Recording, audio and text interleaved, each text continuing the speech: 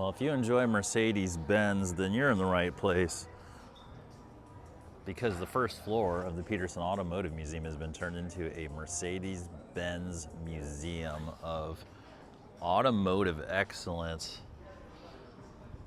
that is honestly, it's hard to believe. It kind of does need to be seen to be believed and experienced to be appreciated. So let's get into it. This is a 1936 Mercedes-Benz 540K Cabriolet, and this is one of the most prestigious cars of the era to own. It's interesting. If you just look at just the luxury was already baked into the brand. The Art Deco lines, absolutely gorgeous. And of course, you had absolutely no idea what was going on in Germany at the time. So a beautiful 1936 Mercedes, absolutely gorgeous. Automotive history here, a 1902 Mercedes Simplex, 28 horsepower. They got up to 55 miles an hour, which is crazy when you consider the condition of roads and freeways back then. Not that they had freeways. I'm just a future person. 55 miles an hour. And those tubes were so that you could play trumpet while you were driving. That's not true. This is equivalent to a $160,000 ride today. But look at those bucket seats, entertainment in the back. You got all the pedals. You got a clown horn. I mean, all the things that you want in a car of that era. Once again, you can play trumpet in the front. Maybe it was tuba. I don't know.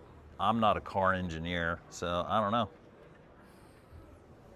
Yeah. 1928 Mercedes S. It won third place in longest car of the year that year.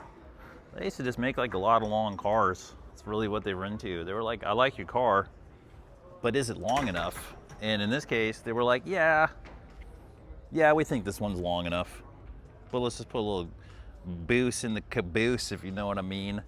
And but yeah, let's just make sure it's really long. They're like, all right, it's a long car. It's a long car era. It was a long car era. You can't mess with that. You can't mess with the long car era. And it comes with 36 Mercedes 500K Special Roadster, designed specifically to be driven by the owner and not the chauffeur, which of course I was disappointed about. And it was very difficult for me to break the news to my chauffeur. And I like to say chauffeur instead of chauffeur, just so he knows where he stands in my life. Like, nah, bro, this one's for me. You know what I'm saying? What's up? Get the Escher. A little surreal. The design's beautiful. It's obviously Art Deco lines. It's part of this long car era that we're talking about. And once again, you have to break the hard news to your chauffeur, that he's not going to be driving this, or she, but probably him back in the day, because there's no power brakes, no power steering. And they don't look good in the hat back then, the little girls. You got to get the male chauffeur and break him the hard news that he's not going to be driving this bad boy. Why? Probably because it has too many dials, and you don't want to confuse your chauffeur. And with the little windows and stuff, it's just like, it's my turn, buddy. It's my turn. So this 1938 Mercedes-Benz W154 was their entry into the Grand Prix racing world, which had been dominated by French and Italian makers, but the literal Nazis decided they wanted to win and showcase state power, so they financed this, and Mercedes Auto Works in general, to show German dominance. And guess what they did? They showed it, and they won, and this is the car that won. It's pretty dope. So this is the first car that they let the Germans make back in the racing scene in '53 after World War II. It's the 300 SL Hobel. It is the prototype. So after they got all smashed up, they let them build this one. And by all accounts, it was a very fine car, and it performed well, and it got Germany back into the mainstream world through automotives. Right, in 1937, Mercedes introduced this, which was known as the Benz Beetle, and obviously extremely similar to the VW Beetle. And so if you ever wondered what a Mercedes Bug would look like, wonder no more, because it's here in 37. And they were doing this while a war was going on. Who started that thing? Nobody really can tell anymore. But while that was going on, they built this. And it was one of their first attempts at an economy car. And they did a pretty darn good job. Got 30 miles to the gallon, did about 70 miles an hour. Really couldn't ask for much more back in 37. The year is 1938. The place, Germany. Engineers have been assigned a task of, well, in this case, long-range, high-speed travel. So this car is their attempt to design a car that can travel sustained speeds over 100 miles an hour. It's part of that long car era, the end of that long car era of the early 30s, where everybody just wanted long cars. And yeah, so this is what we got. So this is the car that saved Germany during the Great Depression and got it out of the World War II, the post-World War II issues, with all the facilities being destroyed and the country being completely messed up. 1950 Mercedes-Benz 170S Cabriolet, and it had all kinds of cool features. It had rear and front independent suspension, hydraulic brakes, whole bunch of dope stuff. And even though it was expensive compared to other cars, it was cheap for a Mercedes, and this helped save the whole brand. So, yeah, crazy part is Mercedes survived the rise of nationalism, and there's a lesson to be learned in there somewhere. Just keep making dope stuff for dope people. Would you like to know what kind of car that Walt Disney owned? Well, here you go. He owned this. It's a 1964 Mercedes-Benz 230 SL. Originally owned by the Mouse House creator himself, Mr. Walt Disney. If you think about it, completely reasonably priced and reasonable car for a man of his stature to own. And obviously helped make it acceptable as a part of LA culture that when you're a head of a studio or a head top-notch person in the movie game, you roll around in a convertible Mercedes and everybody looks at you and goes, hey, that's a cool like producer guy, or that's a cool director guy. They get it. It's become synonymous with entertainment success. So Walt Disney's literally owned this. Walt Disney literally touched that steering wheel, sat in that chair. Who knows what thoughts he had, maybe what he dreamed up in this car when he was just taking a good drive with the music turned on. Who knows who sat in the passenger side. I mean, let your imagination really run wild. This is a real, actual relic and incredible. And here you go. Originally owned by Walt Disney. Incredible. True. That's a true piece of history right here on every level. So keep your imagination alive. Dream big, everybody. Dream big. All right, this is a car that looks like it's from the 21st century, but it's a 1959 Mercedes-Benz 0319. I mean, this looks like a prototype now to me. Look at this. Look at the space in here. All these captain seats the whole way back. Look at the lighting, the overhead storage, the roof rack. I mean, look at this thing. What about this is not, what about this particular car are designers now not even trying to get to still? Like, they're still trying to like create something this much functionality, this much utility. I mean, look at that. It's just straight up professional. That's like, you know, when you're driving this, you feel like the captain of a 747. You know, you get to make all the corny dad jokes you want when you're driving this. Look at that. The Mercedes-Benz 59 0319. Looks like it's from the future, but it's from the past. Absolutely incredible. This is the first 57 Mercedes-Benz 300 SL Roadster known to be ordered by a customer. I mean, now they're just like a staple of the road. I mean, there's like too many of them on the road now. But this is the first one. I mean, this is definitely automotive history with this one. There's no two ways around it. This being the first. And what? tilts. Oh, and it The tilts. steering wheel actually tilts. The turn signal's built in. Oh, incredible. True automotive history, the first of its kind. And they're built like a tank. I should know, I grew up with Mercedes. Oh, yeah? Yeah. I had a 300 diesel. Oh, wow. I got a picture. Oh, those run forever. Can we see it? Oh, wow. Yeah. Oh, man. Yeah. Yeah, you know, you're not just a fan, you're also an owner. That's incredible. Yeah, this is amazing. I mean, now these are they're everywhere. 300 SLs are like a staple. They're expensive. Yeah, how much do they run now? $1 million, like $1.5 million. Oh, just $1 million or $1.5 million? What a bargain. That's amazing. And most of these were fuel injected.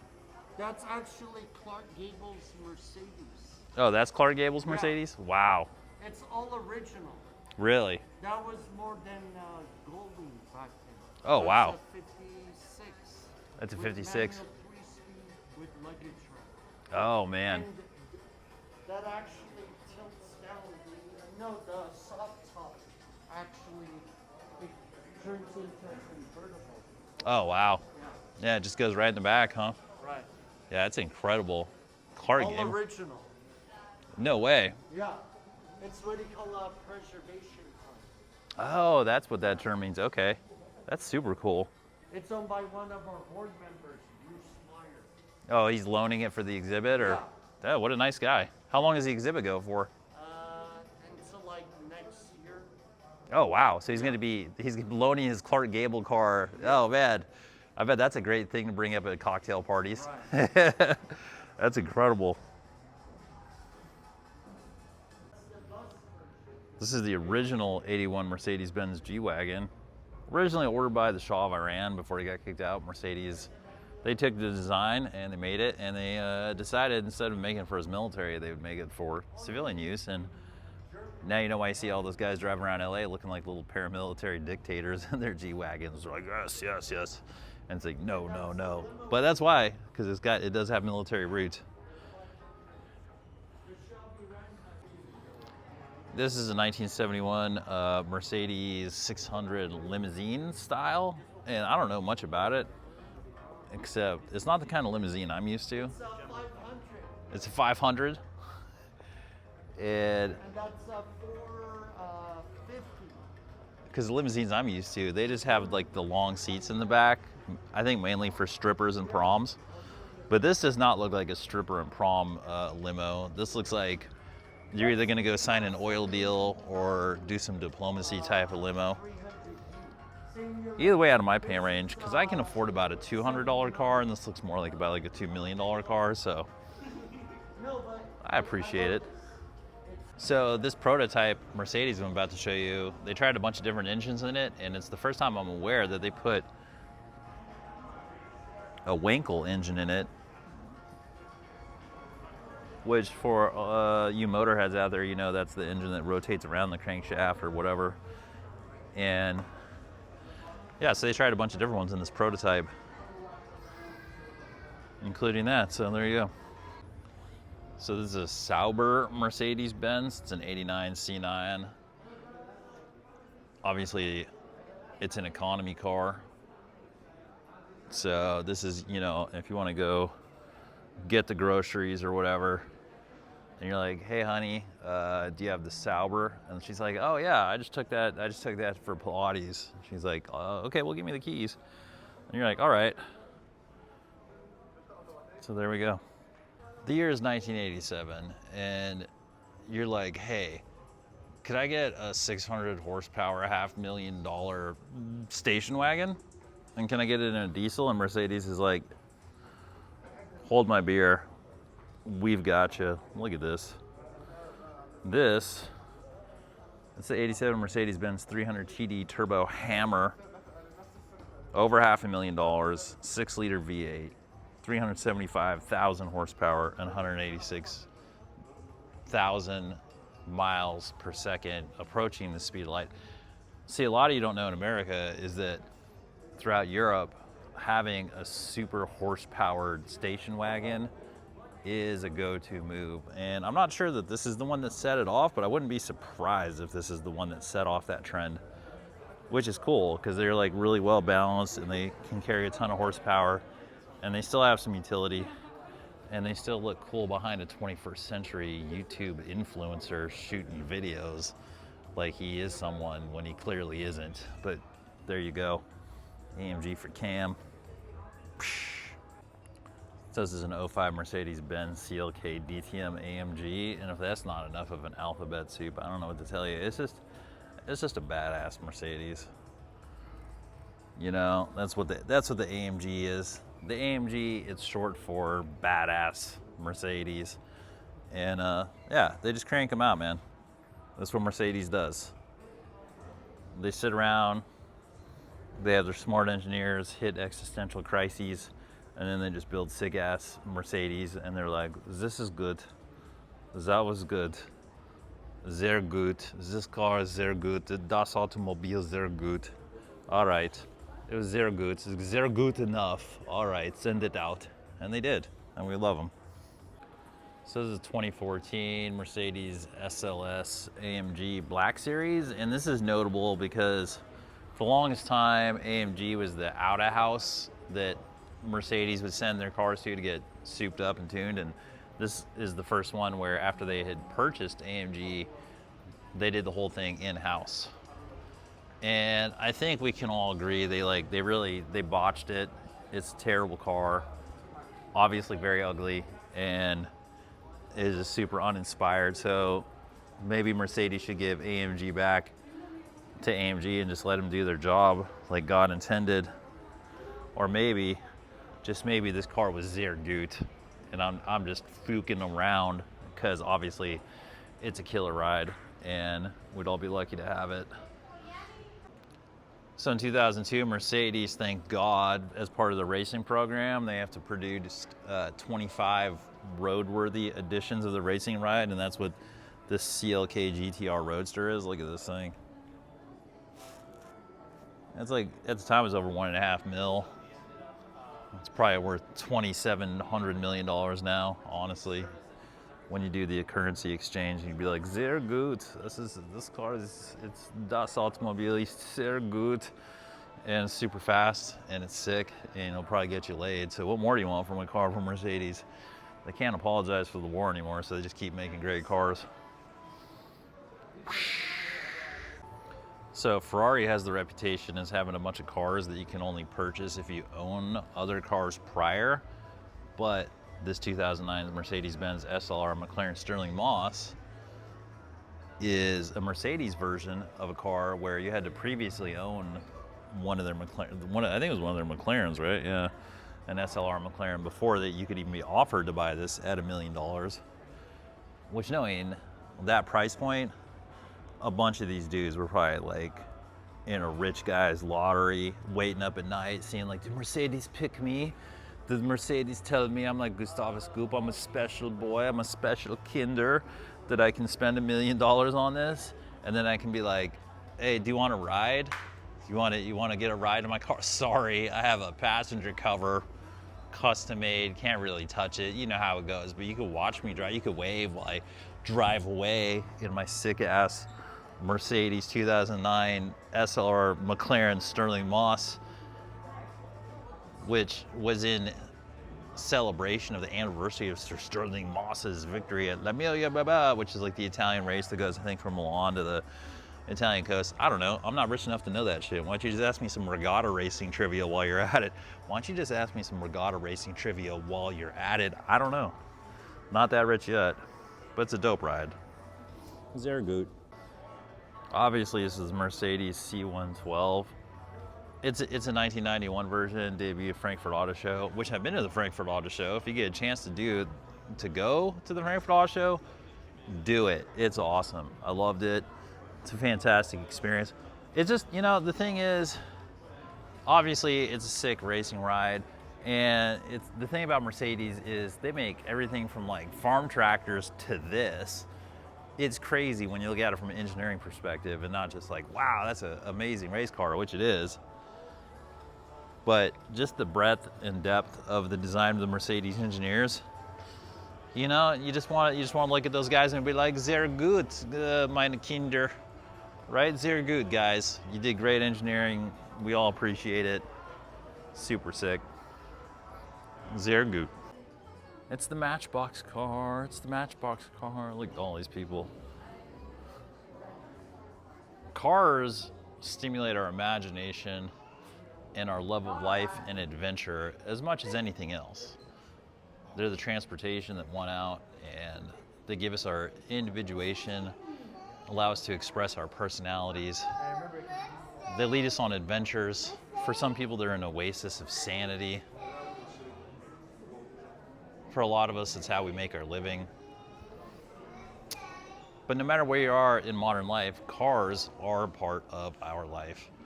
And it's nice to remember that they can be colorful and fun and adventurous, and we spend important parts of our life in cars. So wherever you're at, whatever car you drive or have driven in or will be driven in, I hope you enjoy it and I hope you have fun. And thanks for spending time with me here at the Petersen Automotive Museum, which is a beautiful place. This is one of the rarest Cadillacs you'll ever see. This is a 1953 Cadillac Series 62, and this is when you could still buy the chassis of a Cadillac and send it to a coach builder. So they sent this to an Italian coach builder, and the results speak for themselves. That's amore. I mean, look at this. Look at this. I mean, thank God it's illegal to have sex with cars, you know what I'm saying? Because look at this. This is just like, it's Cadillac perfection in 53, man. And this had 210 horsepower, and it looked good, this good. And forget about it. That's amore. Absolutely gorgeous. This is a Cadillac you can pimp the whole world in. Or you can be extra classy. But the pimping option is pretty good, so. Love you, Cadillac. What a beautiful ride. This was the car that set the production world on fire, and this is the first one I remember. This was a 1988 BMW M5. Fastest production car in the world when it came out. Look at this thing. This thing was on all the magazines. This was the affordable supercar that like normal human beings supposedly could get, because it's still 133 grand by today's standards, went 147 miles an hour, 256 horsepower, and guess what? Had a sunroof. You don't understand what a cultural phenomenon this thing was for like the readers of Road and Track and Driver's Digest and Cars Today, and all the fancy automobile Road and Track, all that stuff. This was the car everybody was raving about, and now it's in a museum. So yeah, so I don't feel old or anything, but yeah, there it is. Today I learned that in 2006, Smart made a Roadster Coupe that went 121 miles an hour, had 101 horsepower.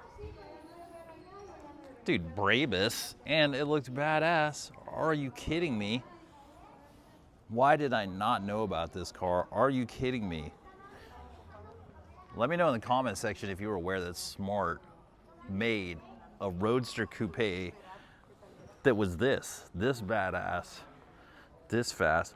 Can I say Brabus again? Brabus, are you kidding me? Look at this thing. This is like, dude, what a baddie. This is a little baddie, are you kidding me? And it's a hatchback on top of it, which means you could put like the sub right there. I mean, this is it. Like, this is what the CRX thought it was. And I had a CRX, the old one, not the new one, like the real old one.